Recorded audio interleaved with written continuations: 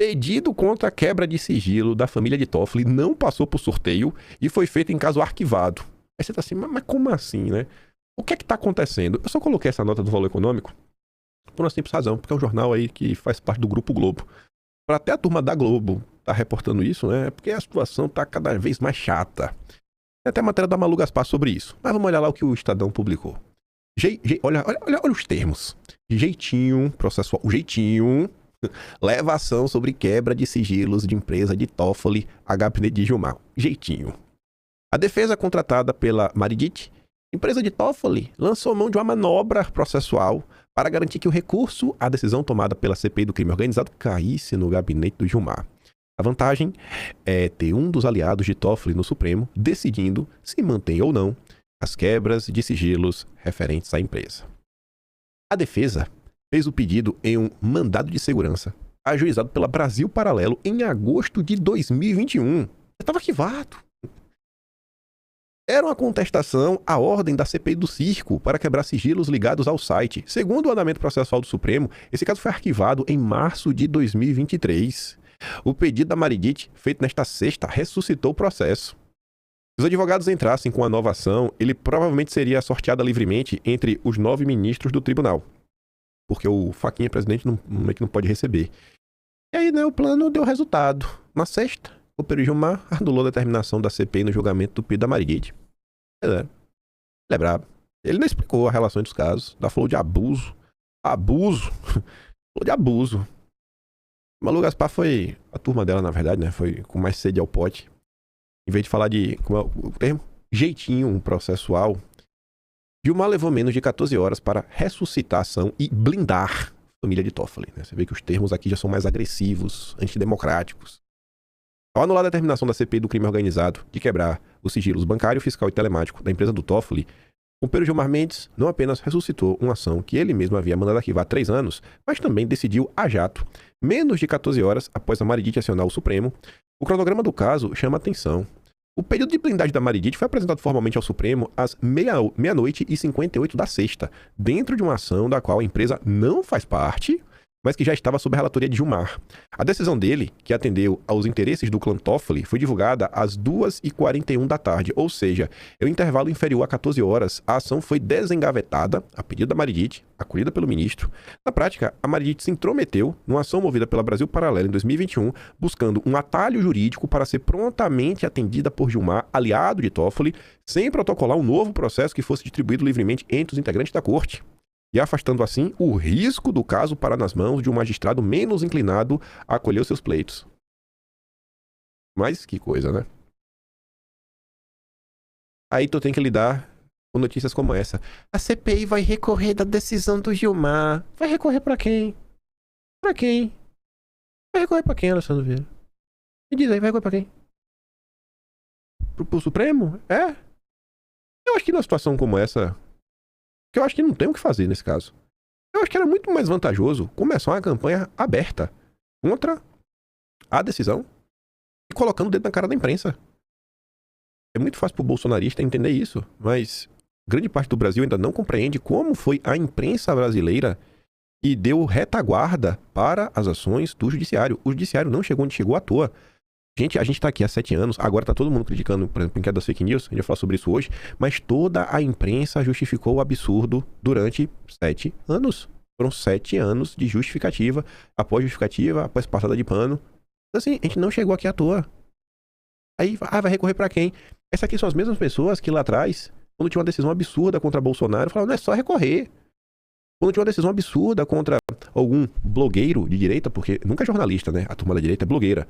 Não, é só recorrer. Você teve as suas contas banidas, suas contas bancárias bloqueadas, é só recorrer. Recorre aí.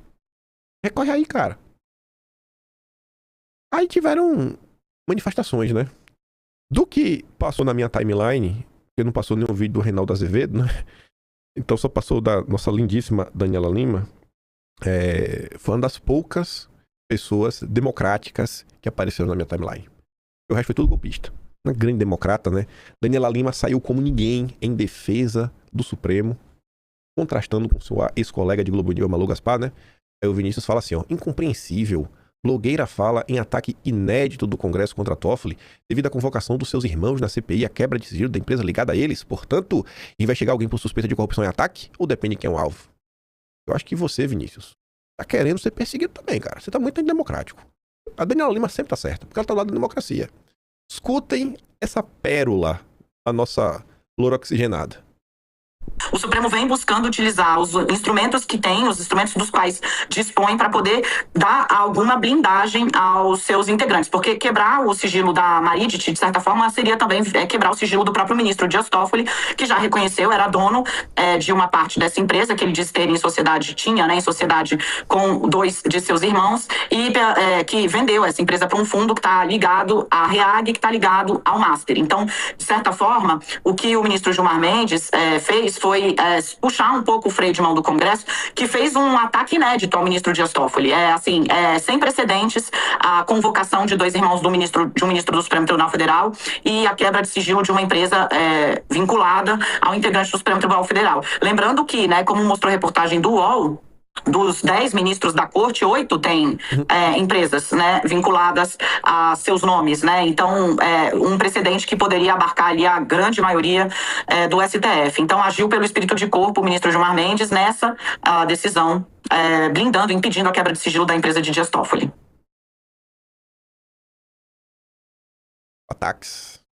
Os ataques abrem precedentes. Por outro lado, tava lá de Demetrio Magnoli, né, lá de André Sadi, no meio da tarde mesmo, essa quebra de essa decisão. O Demetrio adotou uma postura mais bolsonarista, né? A Pri coloca assim: o Globo metendo o pau no Supremo. Demetrio, né? Supremo impede qualquer tipo de investigação sobre as relações de ministros com o Vorcar e Banco Master. Não esclarece o contrato da esposa de Chandex, nem os negócios de Toffoli com Master. Colocam-se acima de tudo e abuso de poder é do Supremo. Aqui, ó. Essa decisão vai reforçando a ideia de que o Supremo impede qualquer tipo de investigação sobre relações de ministros do Supremo com o Banco Master, com o Vorcaro, né? O Supremo não esclarece o famoso contrato da esposa de Alexandre de Moraes com o Banco Master. O Supremo não aceita esclarecer e não pede esclarecimentos sobre os negócios da empresa familiar de Toffoli com o Vorcaro, através de um intermediário, né?